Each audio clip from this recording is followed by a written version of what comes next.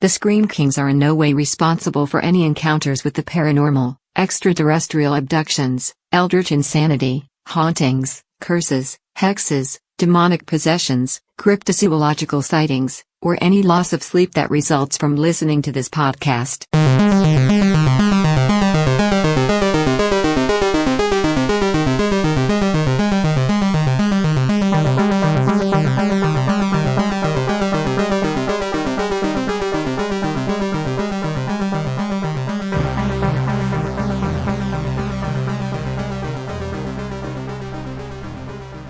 Is the Scream Kings podcast. I'm Max George. And I'm Nathaniel Darkish. The podcast of nights, 100 delights! All right. Well, we are not the only ones in this virtual podcasting space. We also have a very special guest, Laurell K. Hamilton. Hi, Max. Hi, Nathaniel. I am very, very happy to be here on the podcast of nights, 100 delights. I'm sorry. Everyone will know why I'm giggling later. I tried to channel my inner Carney there. I hope that came through. I think you did a splendid job. I find it. Oh, thank you. Yeah. Okay, yes. I am Laurell K. Hamilton. I am best known for the Anita Blake Vampire Hunter series. I also have the Mary Gentry series. We're here to talk about Anita because I have a new book out in that series, Smolder. And it is number 29 in the series, which even to me is impressive. I have 9 books out in the Meredith Gentry series. We'll be going back to that series next. And I have 1 book out in the Zaniel Havelock series, which is a brand new world where I get to visit with angels and demons and explore that in more depth. All right. Well, and she didn't mention it, but also multiple #1 New York Times bestsellers, been on the bestseller list a gazillion times, and just is basically has the writing career that I eventually hope to have. So, just crushing it out there in the literary world. Well, I wish you luck. I can tell you one of the best things I did for myself was plan for success instead of planning for failure. What do I mean by that? My first series, actually, that I wrote, my very first book was called Night Seer, which was Elves, Dwarves, and Dragons. Very Tolkien meets Robert E. Howard. And it was supposed to be a 4-book series. The first book, as many first books didn't sell well enough. And so suddenly the career I thought I had was stalled or crushed. And I went through my short stories. I had one featuring Anita Blake. Her name wasn't even Anita Blake. It was Anita Black at that time. And I thought, well, this is fun. It hadn't sold, but I thought, this is fun. I could do a book here. I could do a world here. And I started researching other people's series. And I thought, if I wrote straight mystery, would I be interested for a whole series? And I thought, no. So I added my love of horror and folklore and mythology to the real world. We wake up tomorrow and everything that goes bump in the night is real, and then everybody knows about it. So I thought, that's fascinating. And then I decided to mix every genre I ever wanted to play in all in one series. And here I am this far into my career and having a blast still. So plan for what you want to be doing 10, 20 years from now and do that. Well, that is fantastic advice. Thank you. Well, I just have to say, I really like that advice. Nathaniel and I both have kids around the same age, and I think that's great advice, not only for, college students, but little kids. Plan for the future you want to have. Yes, and that actually goes beyond writing for me. I do that. I try to do that everywhere that I can in my life. I can't control everything around me, but I can plan for where I want to be. Sure. Yeah, love that. Okay. Well, before we dive into the world of Anita Blake and some more detail, I do want to just kind of hear about you as a horror fan. Okay.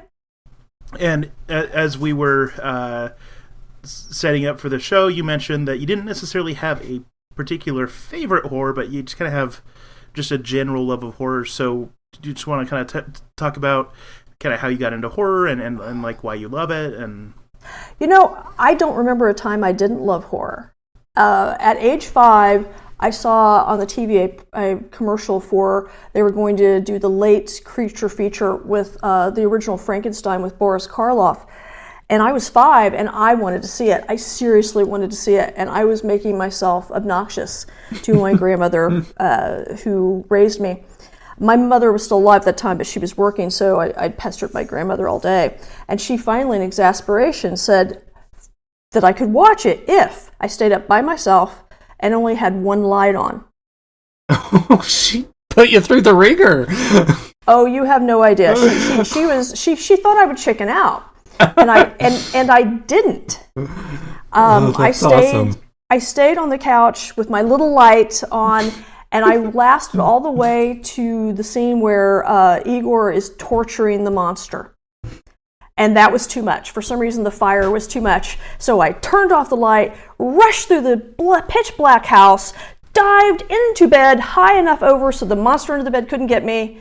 And that was, I have no idea why I love horror, but as far back as I can remember, like everybody else is playing games like we're on a cliff and you have the bad guys chasing you. For me, I cut out pictures of rattlesnakes and put down below the chairs so that if you fell, it wasn't enough to fall to my death. I had to fall into a pit of rattlesnakes. I always loved that extra edge, pushing it to something even scarier. And I just seem to have come this way as far back as I can remember. That's awesome. Other than just having this lifelong love of horror, what scares you the most then? I'd have had a different answer before I researched things for the Anita Blake series, but what real people do to other real people for true crime, especially for the serial killer research I've done, that scares me more than any fiction I've ever read or ever written, because some research, you can't undo it. You can't unknow that people really do this to each other. And no matter how horrible you're writing on screen or in a book, whatever, somebody has done something like that to real people. I at one point gave all my serial killer research books, clippings, everything, to my husband and said, I know enough to write this now. Please take this away and somewhere I can't see it. When I ask for it back, give it to me. But for now, I don't need to research anymore. I've researched as much as I need to write it. And that's my job. I'm not a real policeman. I just write about somebody who has a badge. But so I wrote enough to be able to write it fictionally. I didn't need to know the worst out there every time. Yeah, I think that's very poignant. Nathaniel and I have talked quite a bit on the podcast about how, you step into a world of fantasy when you watch a horror film, right? You kind of come into the movie with preconceived notions about what you're going to see. But you do true crime investigation and research, and you kind of are exposed to what you want to be fantasy, but unfortunately is not. It's pretty gnarly out there. I've been listening to a new podcast about kind of the deep state and Bundyville and all of these kind of real life events, and it really kind of gets to you sometimes that there are people out there capable of doing what we watch in horror films. Yeah, and I think if you don't research it, I started researching this stuff before there were so many true crime podcasts and shows out. So it wasn't as readily available back in the 80s and early 90s as it is now. And so I literally was finding out things that wasn't out there. I had to look for it. I talked to real police officers that were kind enough to share their insights, and I have to say that the people who actually solve these crimes, catch these killers, I'm so glad I just write about it on paper. It is a job that would just eat your soul. Yeah, I mean, sometimes even just reading about it eats your soul, so I can't even imagine. Especially if you have the opportunity to see crime photos, that'll stay with you. Yeah, you can't unsee a lot of those. I one time was looking up, I think it was Ed Gein on Wikipedia, and I saw things that I couldn't unsee. Yeah, Nathaniel, that's a dark one. Well, and used to, there was no access to that for ordinary people. You couldn't see pictures from Ed Gein or any of the others. They just weren't out there, and the internet has just opened up Pandora's box for that kind of thing for everybody. Yeah, I didn't want to see his lampshades that he made, and sure saw those. I had the opportunity in college. One of my professors had the notes from the doctors from the Holocaust. I don't know who compiled it. He had a copy of it, and I saw it, and I said, I didn't know this was a book. I didn't know anybody put it together, and I was interested. And he says, "I'll let you take it and read it." He says, "But I'll warn you, you don't want to read it." And I borrowed it, and he was absolutely right. I brought it back. I stopped because the lampshade's what made me think of it. We can stop there if you want, because they did that. They did that and worse. Yeah. Oh yeah. Yeah. That is something that is just real people. Mm-hmm. It doesn't have to be villains. It doesn't have to be. It can be people not that different from everybody else, and that is the scariest thing of all. Absolutely. Well, let's pivot to a more happy topic. Yeah. How's that for a seamless transition? Let's talk about the Anita Blake series and the new book. So, for starters, you've been playing in this particular world for 30 years. The first book came out in '93. So yes. That is that's a long time to be working with one character, kind of one world, and playing with one series. So what keeps bringing you back to this character, to this world, to this story, time and time again? Well, like I said earlier, I gave myself enough toys that I learned something new about Anita and her world and the other characters in it, the ongoing cast, every time I sat down to write. I gave myself so many toys to play with that I am never bored.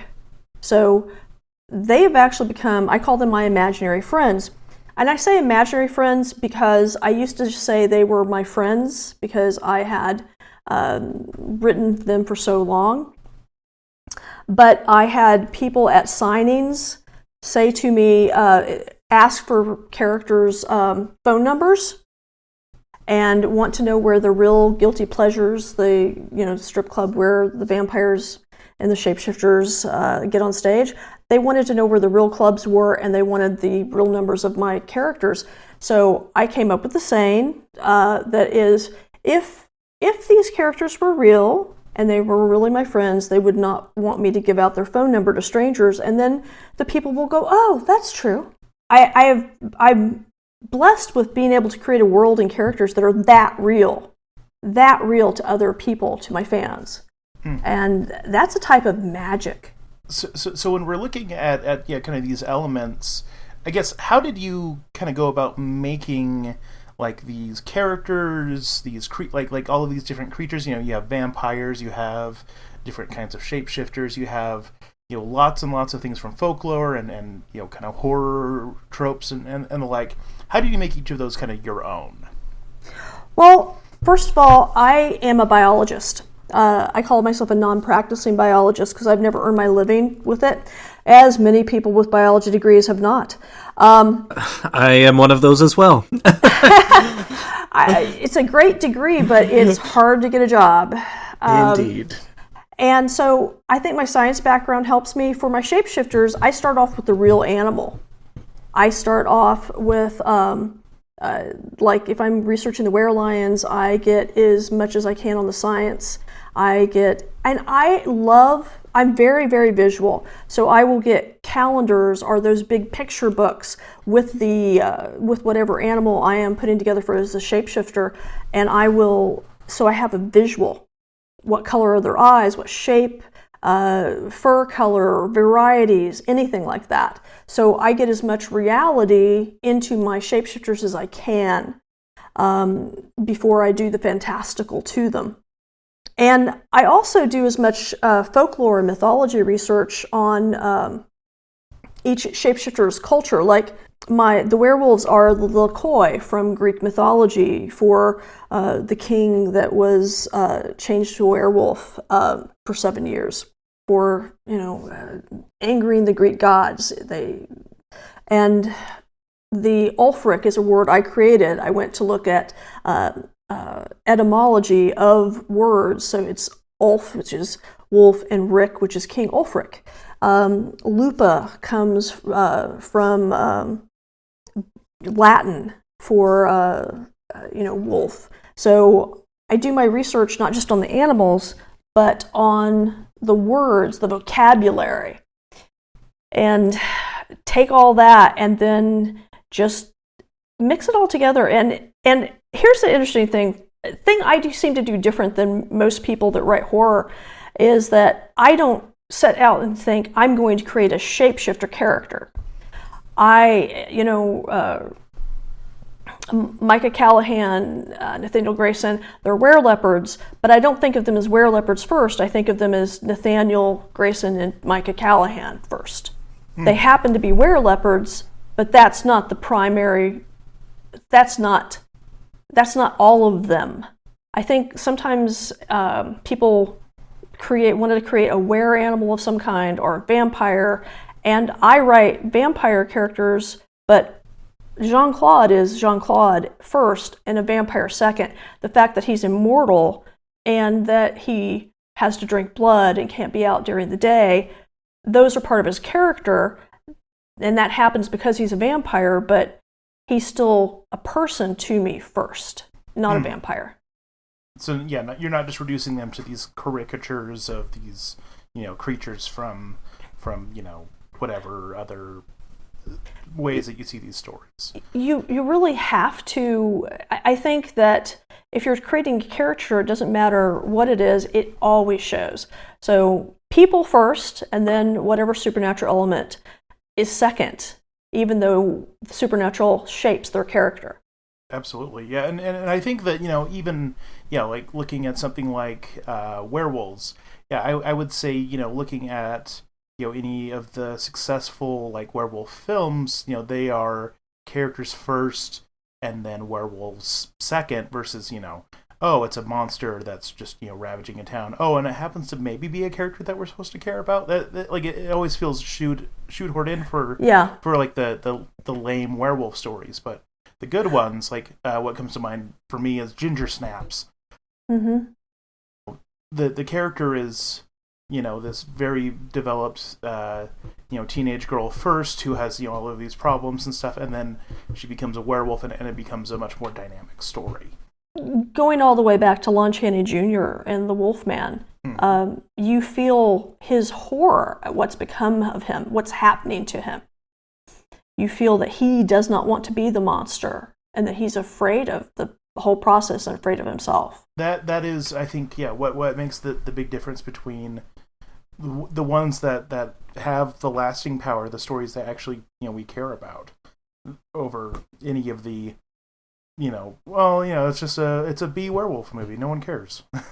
Well, I think it comes back to what we were talking about earlier about real horror being what people are capable of. Take any monster out there. We have those tendencies inside us all. Being a werewolf sometimes isn't always about turning into a wolf, but kind of tapping into that primal rage sometimes. And these stories exist, for so long. Having a conceptualized human to relate to in a horror film is really powerful and evocative. One of the interesting things in researching werewolves is that, if you go back to the early court cases, 1700s and earlier, if you read the crimes, if the crime was so horrendous they didn't think a person would do it, they just put him on trial and executed him as a werewolf. Yeah, exactly. One thing, kind of moving on to another thing that I was really impressed with, looking at the Anita Blake series, is how you do ground it in reality as well. That you're not trying to make this, oh, well, this is a character who knows that there's a secret world within our world or something like that. Like, those always feel so false to me when it comes to urban fantasy. I like that, from the very beginning, with book one, vampirism has just become legal through a Supreme Court case. Like, that kind of thing is much more interesting, that people know about these things, that it becomes part of the world. So kind of like, what went into kind of like how you created the sort of the world that, you introduced all the way back in 1993, for kind of what made your series stand out? Well, one of the things, back in 1993, this was it. I kind of chopped my way through the brush for everybody that would come behind. But I had a lot of rejections, actually, of the Anita Blake series because my vampires were out of the closet, out of the casket, so to speak, because nobody had seen that done before. Everybody else, it was all secret behind, an other world living next to ours. The fact that I opened with the, 4 years after Addison v. Clark makes vampires legal citizens, they're still fighting because they pay taxes without representation, they still don't have the vote. And the fact that the police have to deal with it, and vampires are too dangerous to be held in jail, on trial like normal people. So you have vampire executioners with warrants of execution. I had I had over 200 rejections with the first novel, Guilty Pleasures, because people just didn't know what to do with it. To me, it was more interesting because I just said, okay, literally, wake up tomorrow, everything goes bump the night is real, now we have to deal with it. One of my favorite things to do is to take horror, like you see a zombie shambling up your street in Anita's world, you can call the cops and they won't think you're crazy. They will just make the appropriate phone call and have somebody come and use a flamethrower on it if they cannot find where it came from and who raised it. So for me, it made sense that level of reality, that I was going to ask people to believe fantastical things, but I was going to ground it in that much reality. I think that really helps people believe and let go and believe the horror or the whatever you're asking them to believe, the more real it is. So I'm currently reading book one because, to help prepare for the episode, and I unfortunately didn't finish before we started recording today, but I'm about halfway through, and that was the thing that definitely struck me, was how the world does feel a lot more grounded than a lot of these other urban fantasies that I've picked up and ultimately kind of later put down, because that always irked me when it felt so disconnected from reality. This definitely felt much more real. It definitely feels like there are much more real stakes because there is, danger, and the world is willing to acknowledge the danger and kind of interesting legal complexity around that. I like that because it isn't the same thing I've read 800 times. Oh, thank you. Anita Blake is hard-boiled detective fiction. That's really what she is. She's film noir with the supernatural is a given, and I hadn't seen it done before either, and it interested me enough to write a whole book and then more books, because it's just I keep finding new ways to put it together, and I just never lose interest in the combination of the reality slightly skewed. Along those lines, then, tell us a little bit about Smolder, book 29, that is dropping soon. Well, it's actually on the shelves. Oh. It's actually on the shelves, just dropped. My bad. Well, because my first series didn't get off the ground because it didn't sell enough, the fact that 29 is out, I'm pretty stoked. And it's also the 30th anniversary year, and later this year, the 30th book. So I will have delivered 30 books in 30 years. I'm so thrilled. I really worked my tail off to make sure that the 29th and 30th book would come out in the 30th year. Smolder. Okay, Smolder is, things have changed so much from Guilty Pleasures to here, and I wanted to make sure that we had some of the touchstones and got back to. So Guilty Pleasures is the name of the club that Jean-Claude manages in the first book. In Smolder, we get to see them go back and try to have a date night. And because it's fiction and nobody wants to see a happy ending, something goes horribly wrong. And but we try to have a date night and have him on stage again for the first time in a very long time. It's a book about power. That's really what it is. It's a book about power and about how no matter how powerful you are or how powerful you think you are, there is always a bigger shark out there waiting in the water to come and eat you. And you never get to that point of comfort, especially when you have elements of horror. You can never let, no matter how powerful the character of Jean-Claude has grown, he's, at the beginning of the series, he is a lackey for the current master of the city. Then he becomes the master of the city, and now he's about to be, and this is a spoiler, at 29 books in, it's a little hard to avoid them. Yeah. He's been made the first king of all the vampires of America. And that's never happened before. Nobody's ever been in charge of the whole country. And so that's very impressive. And we're going to find in this book that there are bigger fish out there. You only think you're impressive until a bigger shark comes. And watching him deal with that and deal with how everybody he's supposed to be protecting, and at this point, he's supposed to be protecting all the vampires in the country. And if anybody got control of that and they weren't a good person, that could go horribly wrong for everybody in the country. And they're working towards a wedding. They're actually engaged at this point. And so it's the power dynamics of the differences between men and women when it comes to how we're doing the wedding, how we're doing everything like that. And but Anita is the man in this position. She's the yes dear. Jean-Claude actually, because he's king, it has to be a big wedding. Like, I've actually been researching royal weddings. I never thought I'd have to research this, but it has to be spectacular.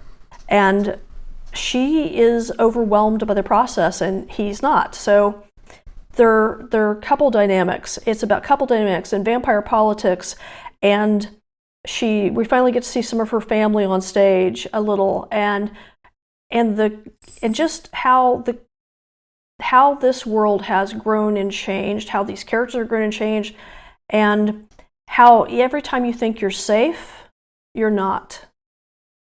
Because, of course, though it is a mystery, hard-boiled detective, and you solve the mystery, the bad guy gets his comeuppance, it's also a horror series, so you can never truly rely that you're safe. Well, that sounds like a lot of fun. I hope it's already kicking butt in sales, and hopefully continues to do that, because that sounds like a blast, and sounds like maybe setting up for book 30. So when in the year is book 30 coming out? November 7th. November, okay. I'm sure we're definitely going to have some hopefully new listeners with you being on the show. So anyone who is already a fan, definitely look forward to that date. And if you haven't picked up Smolder already, pick that up immediately at your local bookstore. It's currently number 10 on the New York Times list. So. Well, yeah. Then you're kind of kicking butt, taking names, as you are wont to do. I don't know why I was taught as a child not to be too proud of myself and my accomplishments, and I still to this day struggle to, as my grandmother used to say, toot my own horn too loudly. Well, I'll do that for you. She's kicking butt. Thank you. Should we shift over to the movie that we watched in preparation for this episode? Yeah. All right, so we are going to be talking about Vampire Circus. 15 years ago, We thought we'd killed a demon, but he's been waiting to kill us. 15 years, cousin Mitterhaus. But now we are here to free you, to give you life. But must they all die? All!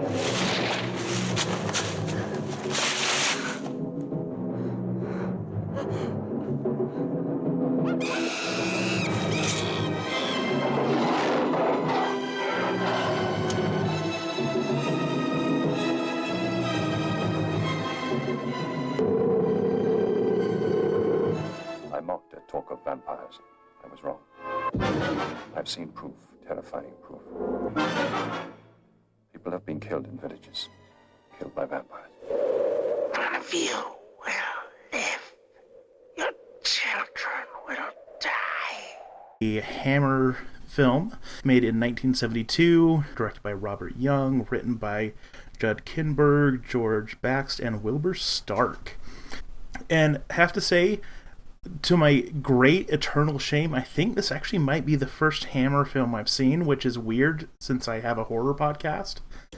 How have you never seen a Hammer film before? I have been just racking my brain trying to figure out how I haven't. And I mean, I've seen like lots of clips and stuff. You know, I've seen, bits of Christopher Lee destroying it as Dracula, but I've never ever really like watched one, I think, start to end. And this was a lot of fun for introducing Hammer horror to me. So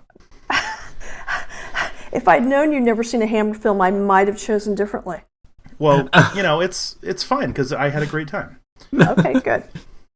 Vampire Circus. Would you mind giving us a quick plot summary, since this is the one that you brought to the table? I can do a quick plot summary. Help me be quick, though, because I'm usually not. Okay. I'm a novelist, not a poet. You start off. I started to say with a bang. I'll just go ahead and say that. Because it's a double entendre. Yes, it is. You see the young girl skipping through the forest, and you have a woman luring her away. A man you think is her father but isn't. He is reading. He sees her being lured away. He chases after her, and the woman takes the child into the castle where the doors close, and of course takes her to be the food of the vampire, the count that is inside, and you then have the villagers come, and they destroy and they kill the vampire. They destroy the castle, or think they do. They do a terrible job of destroying it, by the way. Mm-hmm. And then you have, many years later, you have a circus of night that comes to town, 1,000 delights. And it is in the middle of a plague, of all things. There's a plague that no one can explain, and the borders have been closed. Their guards will shoot you if you come in or out. But the circus has gotten through, and nobody questions that. Nobody questions that. And it is, there's some very sensual acts in the circus, especially for 1972. And it's obviously sinister. And the idea is that the people in the village are so desperate for fun and something light that they don't question it. And I love the circus. I love the animals. There's a real panther. There's not special effects, on a leash, being led back and forth around people. Of course it is the vampires come back to resurrect the Count from his near death with a stake through his heart, and they will kill, he's cursed them with his dying breath, so they come back to kill the villagers who helped kill him, all their children, and bring him back to life. And it is a good story in there. It is. I saw this movie when I was first 7 years old. I was allowed to stay up late for the old creature feature called in Indianapolis, hosted by Sammy Terry, who, if you're not familiar with it, did skeleton makeup, and it's played very campy. But I saw this and was allowed to stay up and watch it at 7. And at 7, this was a great movie. Barred none. I loved this movie when I was 7, and I would not see it again until I was in my 20s. and had already written Anita Blake, had already established Jean-Claude as a character. And let me just say that when I saw it after that, I had not seen it from 7 to then. Let's just say that this movie really impacted me as a writer for this series, because you have the Count is a black-haired vampire, handsome, with a frilly white shirt, and definitely how I dressed Jean-Claude in the first in my books. And also the wonderful line from the first one where he kills the poor little girl, sucks her blood, and the woman who lured him is his lover, and he says, "One lust feeds the other."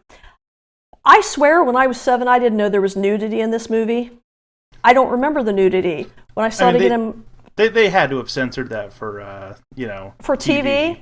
Yeah, I was kind of shocked for a movie set in the 70s. I was like, oh, wow. And it's rated PG. There is so much nudity in this movie. Yes. And it had to be cut for... But I got the movie as a video years later. I wanted to watch it with my daughter. And remember, it was either cut for TV or I was so young at 7 that I didn't remember it. And we're sitting down with popcorn. We're going to watch the movie. First scene comes on, and it's like, 5 minutes in, and you've got clothes flying everywhere, and I'm just going, well, we won't be watching that. But you have the... So I've given the bear plot. You have the vampires coming back to raise the Count again, and you have them dropping like flies, and it takes them a tremendously long time to figure out that it has to be the circus. But one of the things I really like about this movie is that it shows the villagers as monsters too. Mm-hmm. When they beat the dwarf, he hasn't done anything to them that they know of. And they don't pick on anybody that can fight back. And so everybody gets to be a villain in this one as well as a victim. Yeah, I like that right off the right from the beginning. Of course we're cheering for the villagers right at the beginning as they burst into the castle, and they are getting their throats cut left and right by this. By the Count as he's taking them all on, and then they finally manage to get a stake in him, and we have all of the very 1970s intensely long fangs that are oh my god, yes. They have to tip their head back to be able to bite anybody because it's just so enormous of these fangs, and this bright red blood and all of that. But it really does start with quite the bang. I love that that. Like you mentioned when you were summarizing it, right at the beginning, we think that this man who was reading in the woods is freaking out because his daughter has been led away, but no, it was his wife. Yes, is the vampire's lover and has been leading these children away, and this is finally him catching her in the act, and he tries to stop her, but as she's locked the door to the castle. That's a fun twist right off the. Right from the beginning, and then having all of the villagers burst in and kill the vampire, and him cursing them and swearing that they'll suffer and their children will all die and all of that. Great dramatic, he's chewing up the scenery. It's great. Mm-hmm. And so I love that is how we begin, and then we have this other really cool set piece introduced, jumping forward. Oh hey, now they all have kids. It's been 15 years or whatever, and now there's a big circus, and it's the only respite for these people during the middle of a plague, and anyone who does talk about the cause of the plague is blaming the vampire. Mm-hmm. I just love how there's this really strong through thread, But you're right. There are some kind of hilariously obvious disconnects because they're this curse is because, or this plague is because of the vampire, and yet they don't question everyone disappearing in town as soon as the circus shows up. I would learn years later when I researched it that one of the reasons that the story has such an abrupt end and seems a little more disconnected than you expect, is that the director had never directed for Hammer films and didn't realize how time sensitive and budget limited they were. And so literally he had done the movie up to a certain point. Then they gave it to somebody else to edit together and make an ending. That is part of why it is more disconnected in some places than it could be, because it was given to somebody else to finish. Well, that does make a lot of sense, because I did feel like, for the most part, all of the pieces were there, but some of them jumped kind of with weird lack of connective tissue. Yes, but as a child, this was great. And the Panther, I love the Black Panther, and I have a character later in the series, the Anita Blake series, called Gabriel. And oh my God, if you get to the point where you're reading Gabriel's description, the guy who turns into a panther because Gabriel's a were-panther, they look not dissimilar from each other. It was amazing to me how deep this movie sank into the 7-year-old subconscious to then later surface in my 20s as my art. I'd be a different writer without this movie. It's one of the reasons I chose it. Well, we're glad you did, because it's fun to see, like what sinks in and kind of. Like, oh, I guess I am standing on the shoulders of this particular unusual giant, but sure. Right?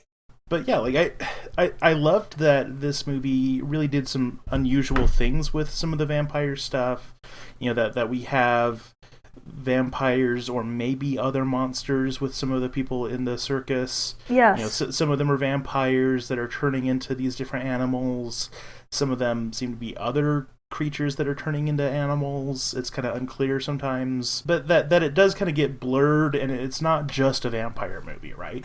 Yeah, because is it a shapeshifter movie? Because really, especially the Panther seems much more like a were-leopard than a vampire, though he is a vampire. He's both in this movie, because he certainly has the very big 70s fangs and seduces the mayor's daughter, and so he's seductive. He's got the vampire seduction going on, but he's also turns into a panther, which back in the 70s, you still, as a were animal, you didn't get the sex appeal that a vampire did. So this is one of the few movies where I saw somebody be able to do both. Well, and in vampire lore, too, I think it's important to remember they were able to kind of transform into animals. There wasn't this kind of strict distinction between, vampires are bats and were creatures are their own specific creatures. A lot of powers of a vampire were animal transformation. So I thought that was kind of cool to go back to those original roots of vampirism.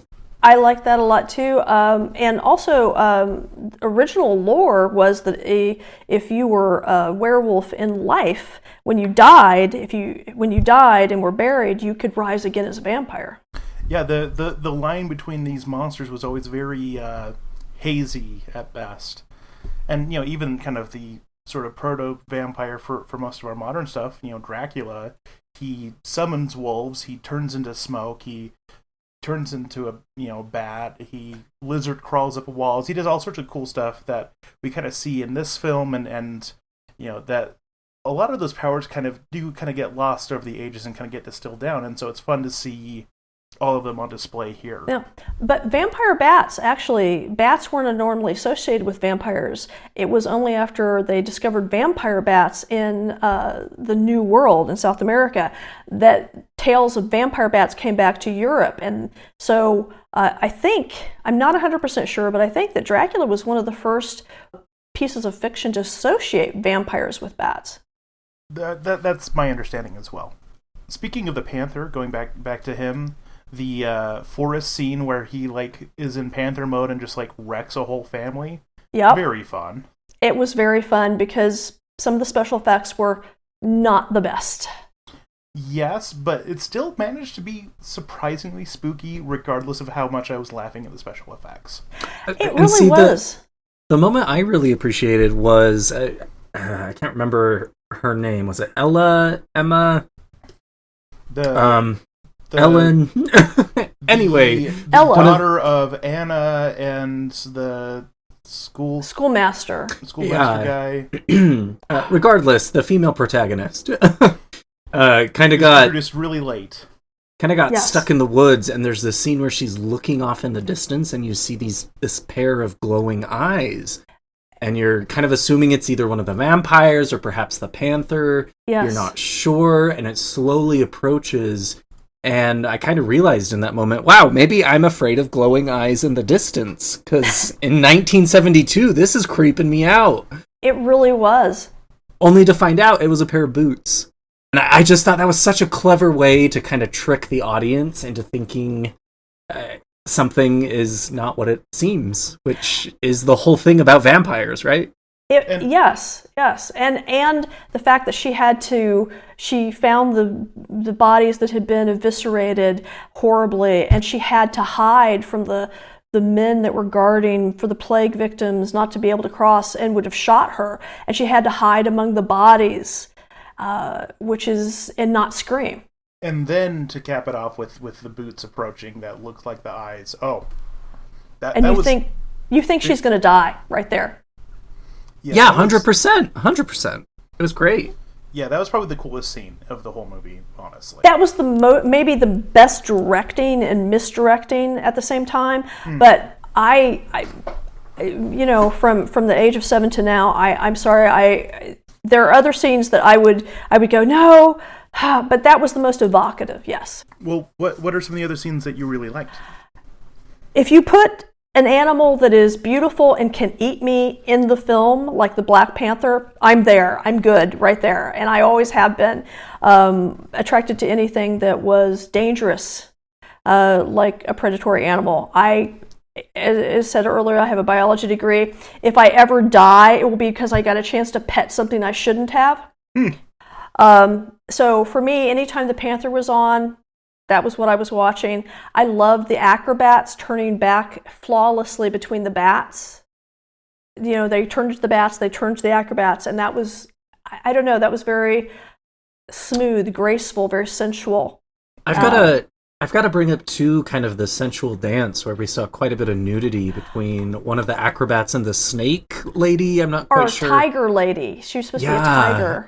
And just how kind of sensual it was for the 70s. I was really kind of blown away, but also titillated, and this is awesome. It is probably the most sexual thing. Almost, it's more sexual than the actual sex scenes because they were, shot so things didn't show much. Yeah, and agreed. I was a little shocked by that scene. Every time you see it, you go, really, this got past the censors. Right? Like, you see full frontal, women genitals. Yes. And I was like, oh my God, what is happening? It's as if body paint was enough. Yeah, almost. I kind of thought about that. But then they shied away from a lot of the gore and the violence at times, and it was kind of this weird disconnect of who was in charge of the editing. Well, they didn't have the special effects back in the 70s to do really realistic violence. That's true. So they went for the sensual card instead in this one. Yeah, it was great. I don't know, sometimes I think we are raised in, such kind of a Judeo-Christian morality system that we forget that sex existed in the 70s as well, and that people wanted this just as much as we wanted it today, and to see it in film that old, to me, really, I don't know, I would say invokes that this emotions. This is probably of the Hammer films. This is probably one of the most sensual. It has the most overall sexuality, erotic edge to it. There is scattered throughout the Hammer films, the vampire films, this kind of sensuality and some sexual innuendo and stuff. But this one probably has the most of any of the ones that I remember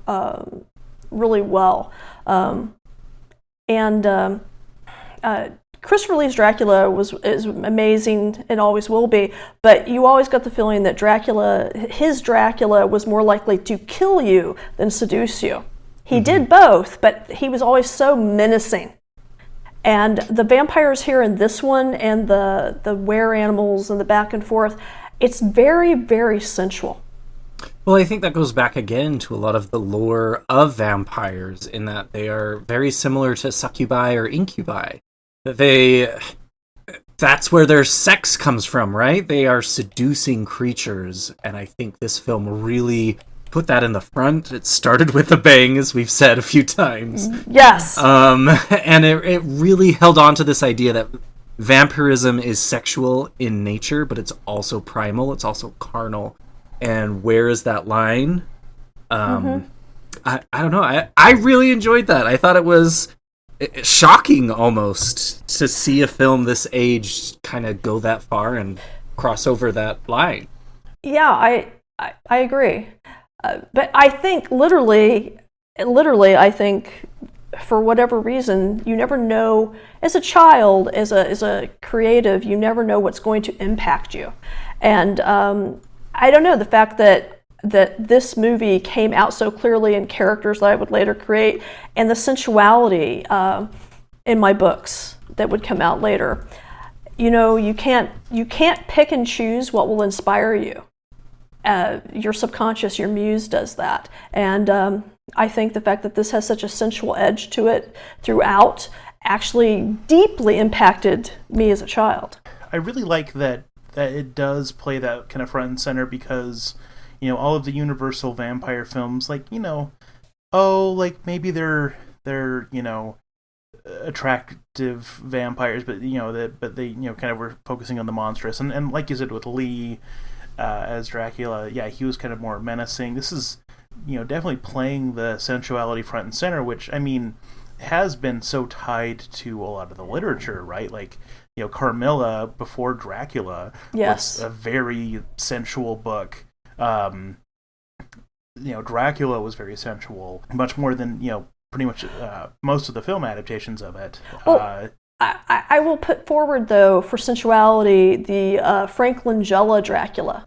If you haven't seen Frank Langella as Dracula, I'm going to blank on what year it comes out, but I was driving by that time, so I was at least 16 when it came out, and it was very sensual. And he was a much more sensual, romantic figure of Dracula. It was probably the most romantic version of Dracula that I can remember seeing, other than of Dracula itself. Yeah. And it looks like that one came out in '79, so you know, a good 7 years after this film. So yeah. Now, it doesn't have the sensuality. It doesn't make you sit there and go, "How did this get past the censors?" But Frank Langella's portrayal of Dracula is very romantic, and it's obvious that he's there more to seduce Minna, and not and the fact that he harms people as part of his arrogance is a nobility, but he's really a romantic figure, and he plays it that way. It's much softer portrayal than Christopher Lee's. I will definitely have to watch that one. All right, well, let's talk about a few other things that we liked about this film. Our show notes, we indicated a couple of actors that we were excited to see about it. I was super nerding out once I realized that the strong man in this is David Prowse, who, you know, went on to be Darth freaking Vader. Yeah.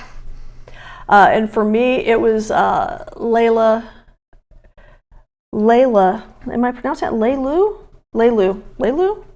Ward, who was classic Doctor Who. She was Romana. And this was her first role in film. She was one of the acrobat, the twin vampires. Oh, she looked familiar. I was trying to place her. Classic Doctor Who. Okay, that's where I've seen her. I've tried the Doctor Who thing multiple times and just can't get into it. But I recognized her from somewhere. I will not hold it against you. Okay, thank you. You're welcome. Because people have.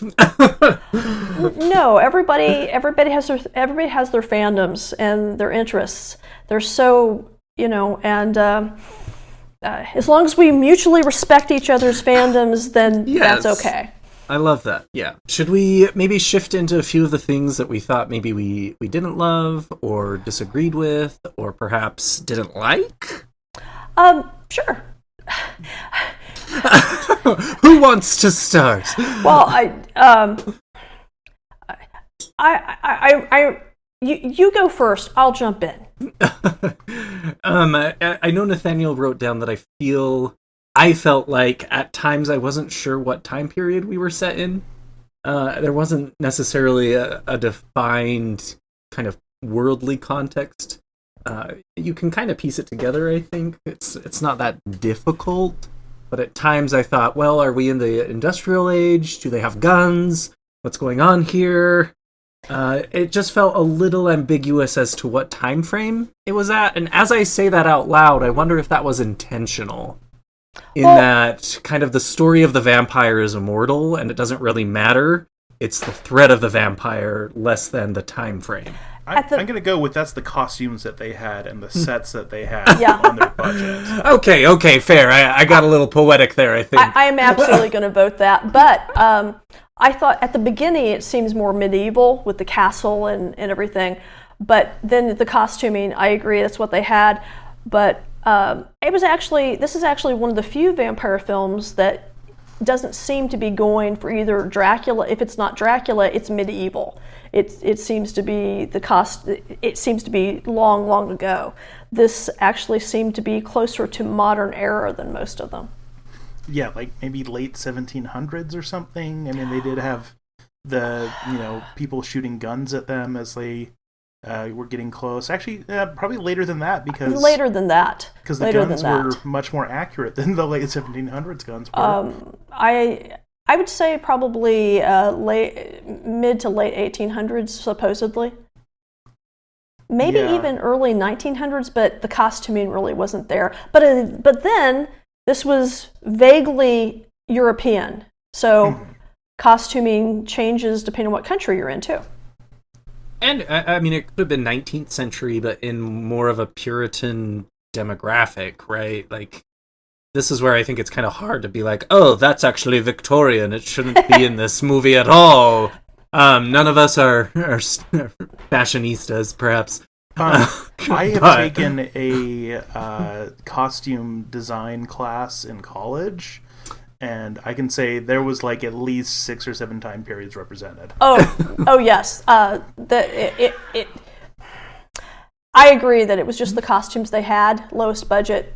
Sure. For most of it, except then for some of the costumes of the main characters, especially the vampires, and the circus performers seemed to be more purposeful to stick to the same century or time period. I just have to say, as a proud gay man, I loved all of the vampires and their frilly shirts and their ascots and the fashion that they rocked. It was glorious. You were taking notes. I was. I need an ascot now, I think. Well, as a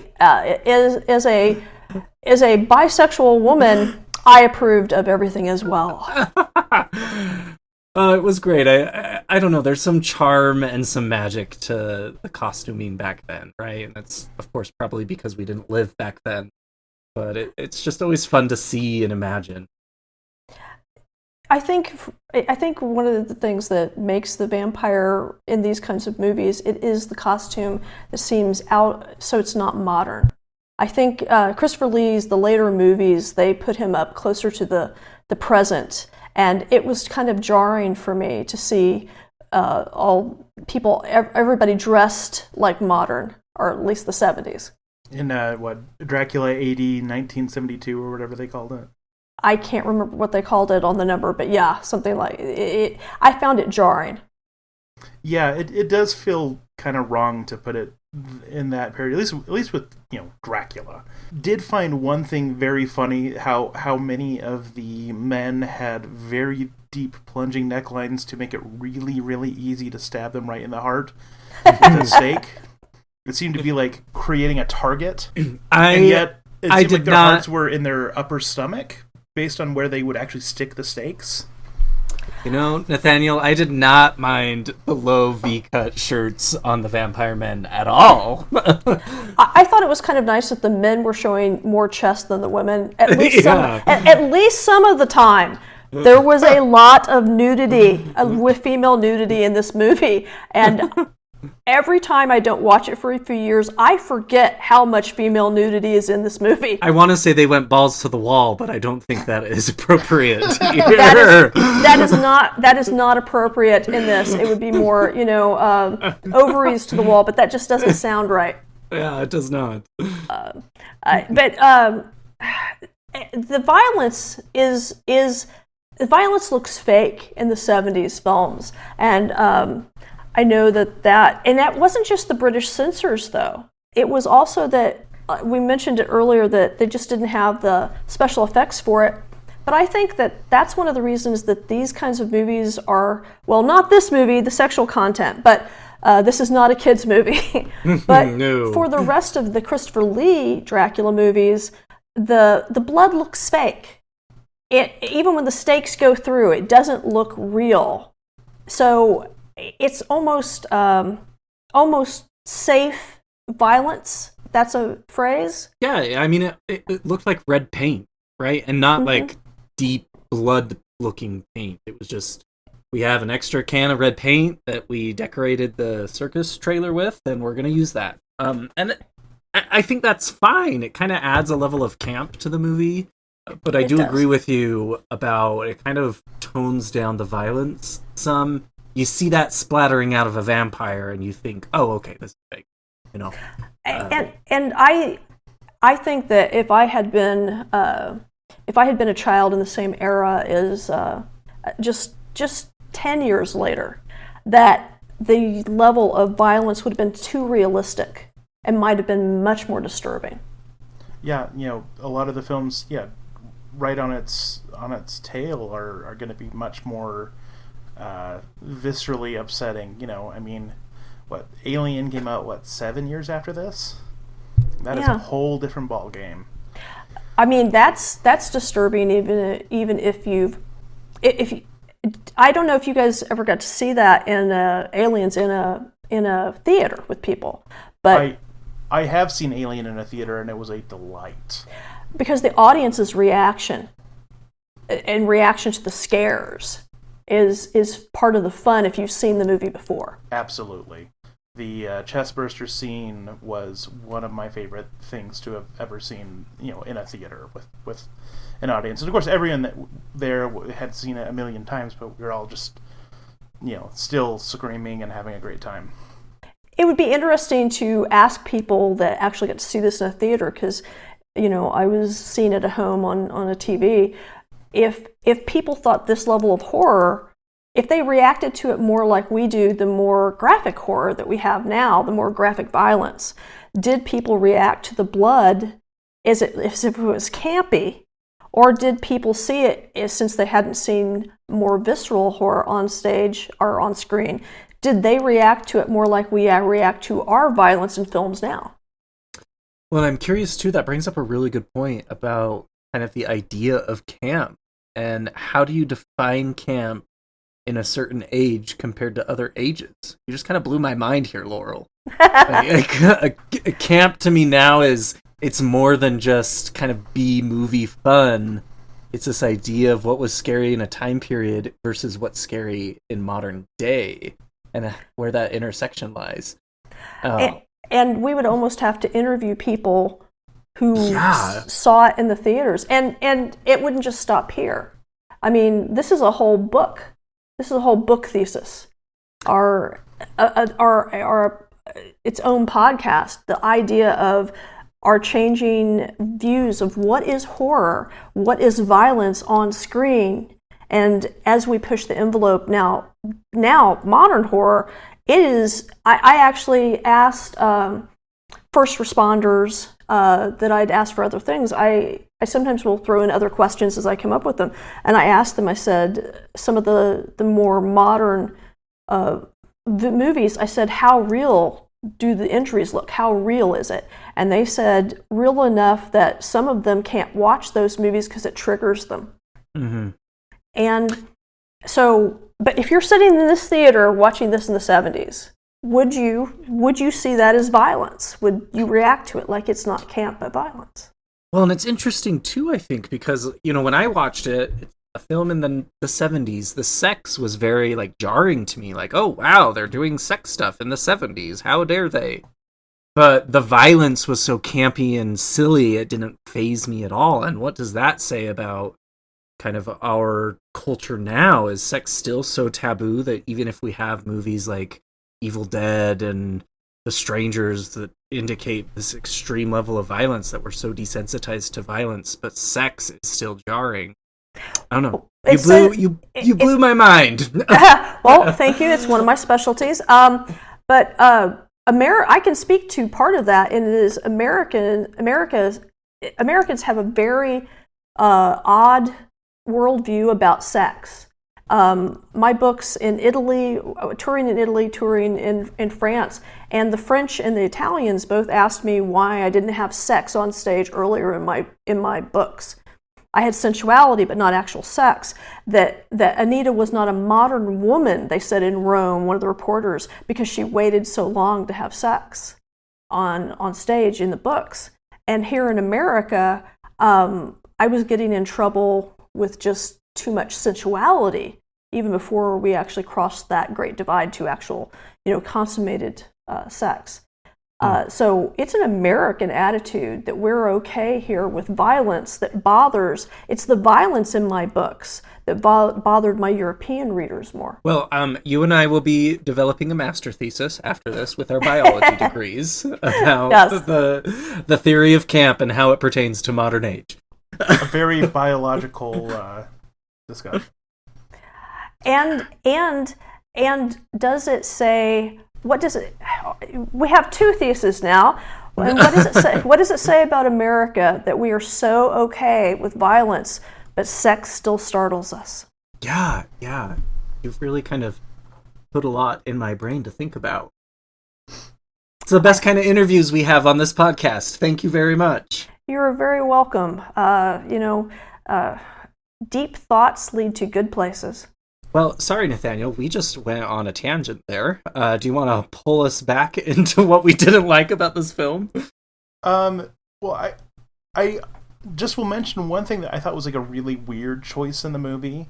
So, one of the big leaders of the circus is this, quote, gypsy woman. Obviously, that's maybe not the most PC term anymore. Turns out that she is Anna, the vampire's lover from the beginning, who manages to escape getting killed in the destruction of the castle.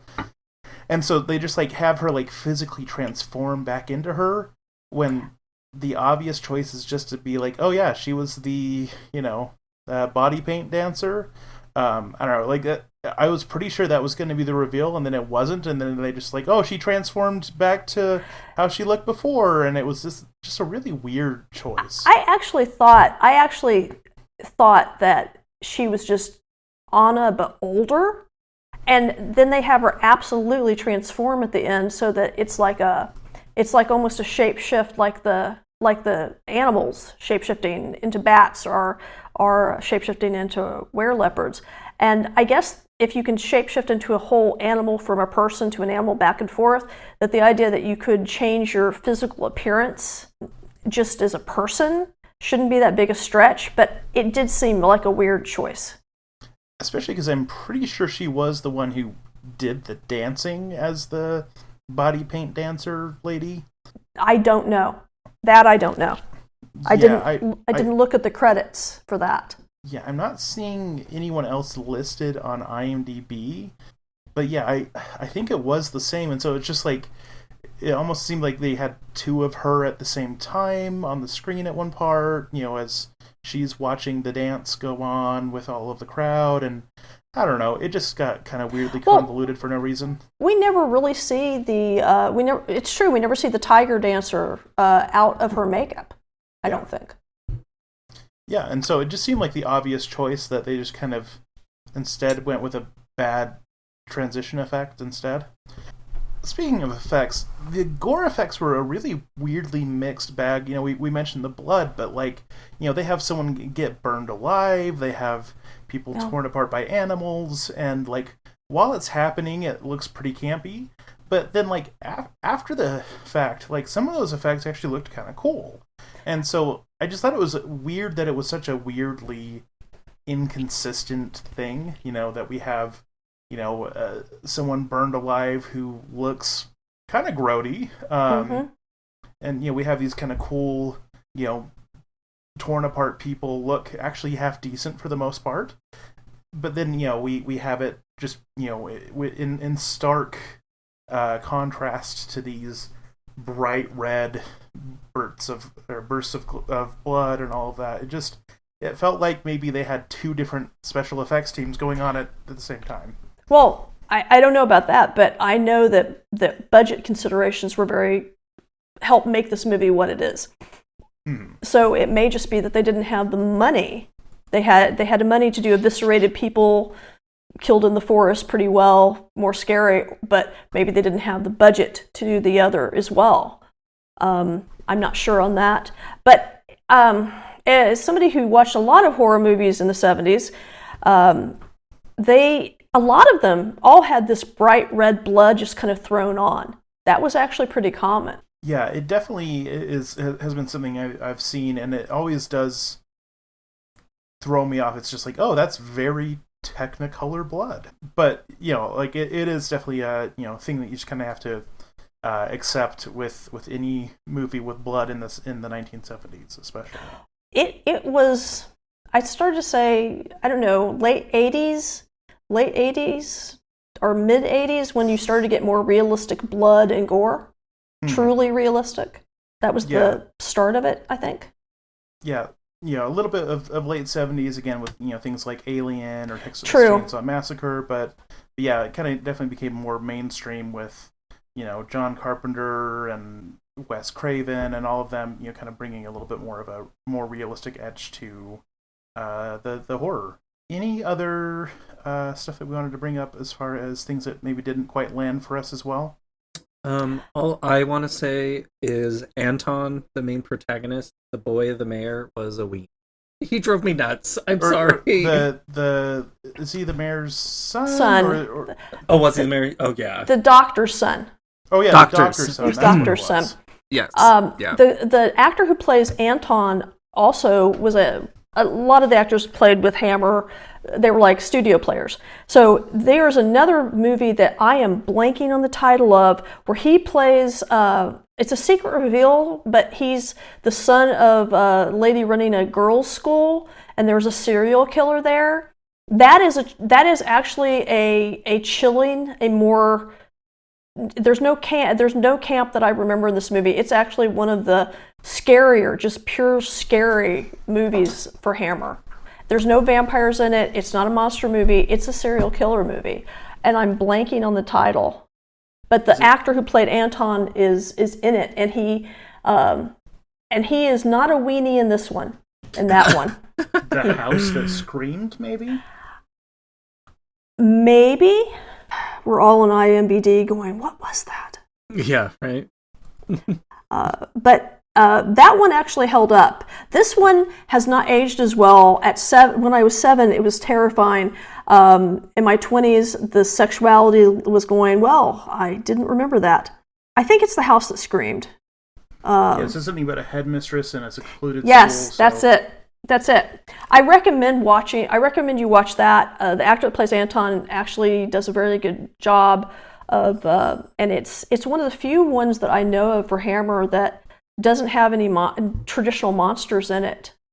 It's quite for Hammer especially. It's very evocative, very, very understated in some ways. I will definitely check that one out. All right. Well, I think it's time to kind of move into what we would rate the film. So, Laurel, for your kind of guidance here, we like to rate movies based on our screams and our crowns. Screams meaning how scary the movie was on a scale of 1 to 10. 10 being you'll never sleep ever again. 1 being Disney movies are scarier. And then crowns on the same scale, but 10 being a perfect movie and 1 being, you know, hot garbage. Mm. So for me, as far as screams go, I gave this a 2. It's, for a modern age, it's not very scary.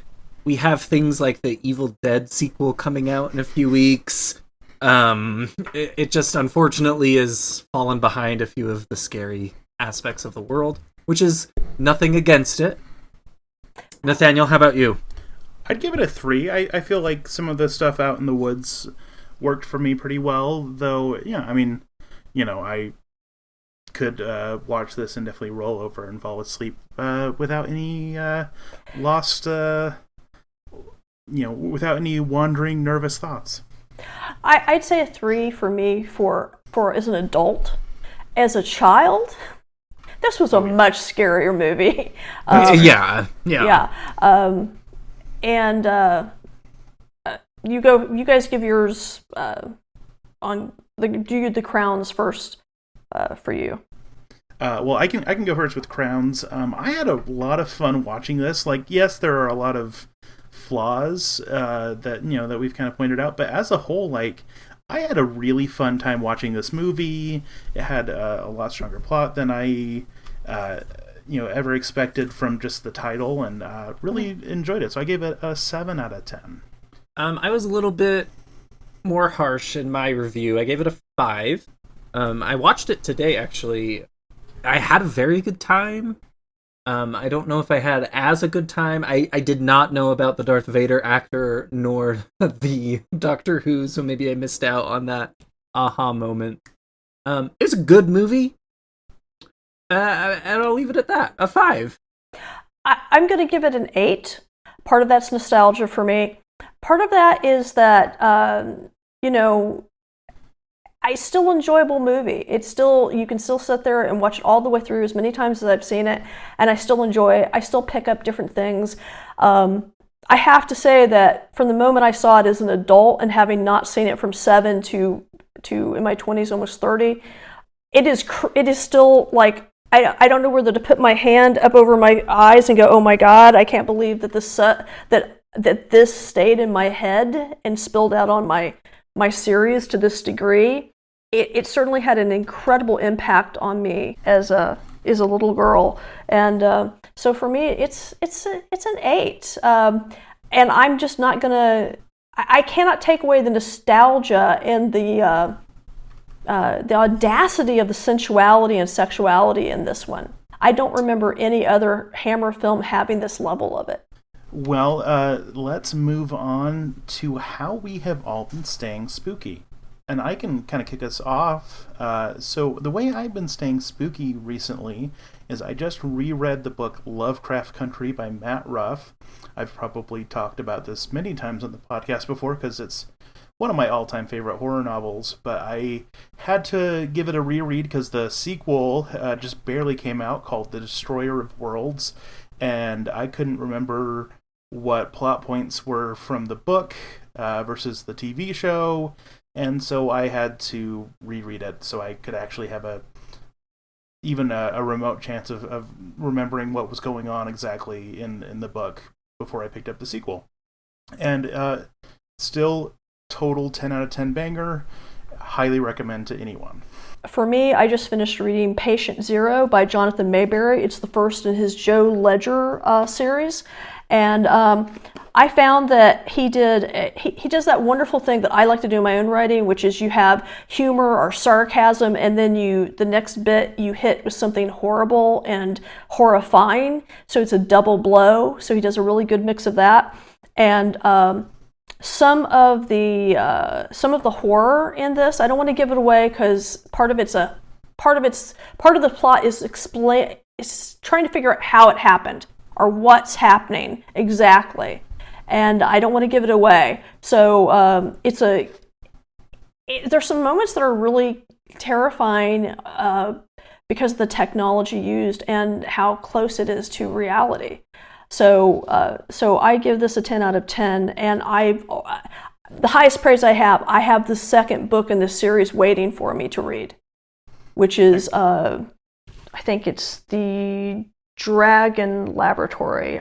Nope, I'm gonna mess that up.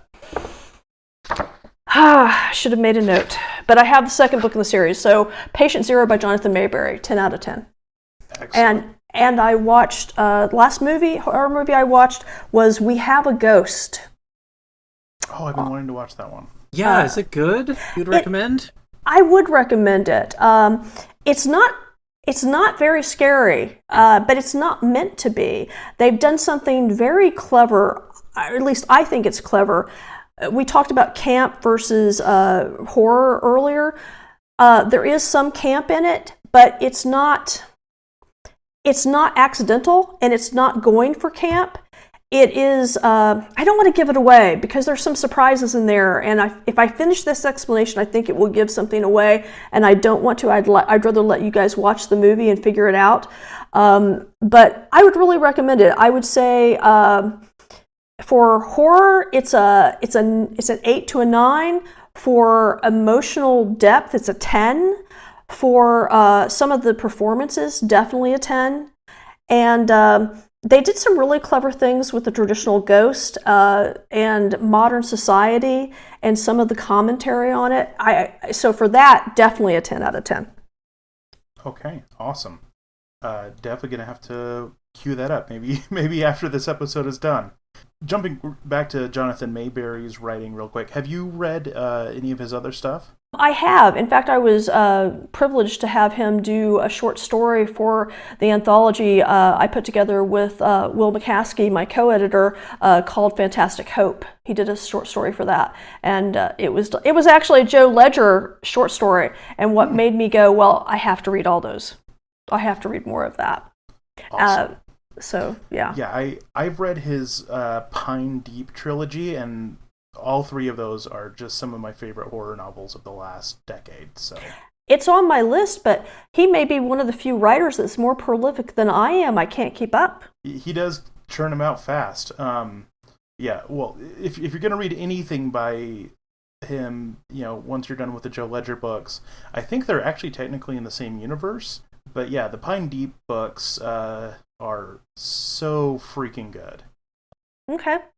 Like, I could not get enough. I just listened to the audiobooks, and the reader was excellent, and oh man, they are a thrill ride all the way through. So I will add it to my list.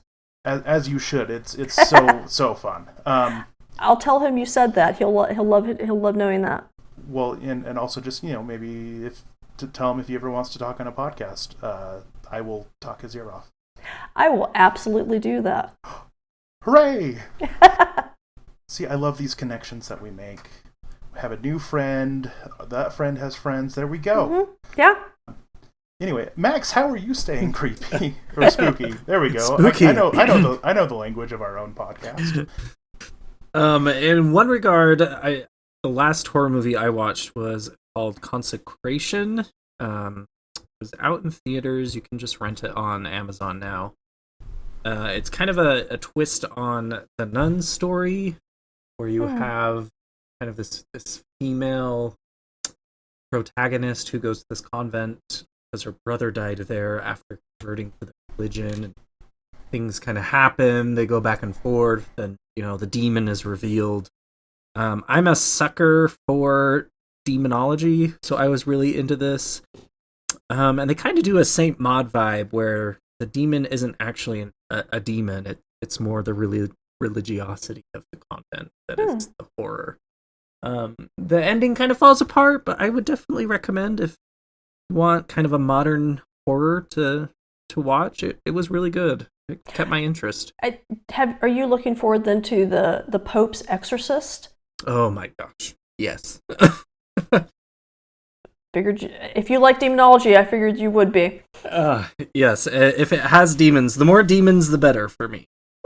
The other thing I've been really watching quite avidly, which isn't necessarily horror, but it kind of touches on what we talked about at the beginning of the podcast, where real life is horrific enough, is the Amazon show The Boys, which is very kind of tongue-in-cheek superhero kind of vibe, of course, but the themes that they are dissecting in that show are incredibly palatable, poignant, and horrific. And there are times where it makes me feel really queasy because they are portraying what is happening in real world. And it's just gross to watch. It's an amazing show. Check it out. I will actually say The Boys is solidly horror for me because of the level of violence alone. For sure. Yeah. The opening thing, I don't want to give it away because it's such a great shock, but the opening where one of the main characters loses his girlfriend and how he loses his girlfriend. Mm-hmm. From the moment that happens, you know that you are not in the typical superhero universe. Yeah, it is. I can't believe I've slept on it for so long. It's 3 seasons. Nathaniel, you and your wife have to check it out. It is an incredible treatise on what's happening in the world today. I actually have not caught up. My husband and I have not caught up on the newest season. But one of the things that The Boys did that I'd never seen done before was to really truly explore, if you have superheroes in your world, what could truly happen. And not only that, but put them in capitalistic America, right? And superheroes that are entitled to certain privileges, but let's also use a mega corporation to back them up. And what would happen? And it's crazy! I don't know. I don't think that superheroes being treated like that, I don't think that's a capitalist thing. I think that's anything where you would have something that powerful that could perform for the government. I don't think that's a particular type of government. I think that would be anywhere. That's a good point. Yeah, I'll give you that. Because I'm forgetting the title. I'm totally blanking, so I probably shouldn't say it, but I'm going to anyway. There was a story where they changed only one thing, that Superman crash landed not in America, in the heartland in Kansas, but in Russia at the height of the... Yes.